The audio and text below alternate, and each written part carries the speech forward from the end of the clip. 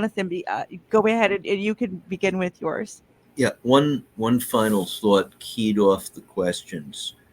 To the extent that an entity makes use of a non-compete or another form of restrictive covenant on a targeted basis with employees at a particular level of the organization who have the economic wherewithal to sit it out if necessary, and if it's demonstrable that those are in some way linked to core employer interests, the protection of confidential information, you have a special, unique, and extraordinary sort of individual that you put a lot of money into, or there's a huge amount of goodwill you've developed for the individual.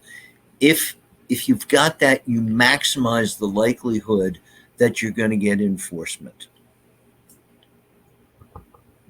Yeah, Matt? John, you kind of hit the very topic that I was going to cover, and that, to maybe phrase it another way, is the drafting and enforcement of these agreements really needs to be on a case by case basis. Based not only based upon the law of the state, where the person is, but also the particularities of that person's employment. And you touched very briefly on the NLRB's potential activity in this area.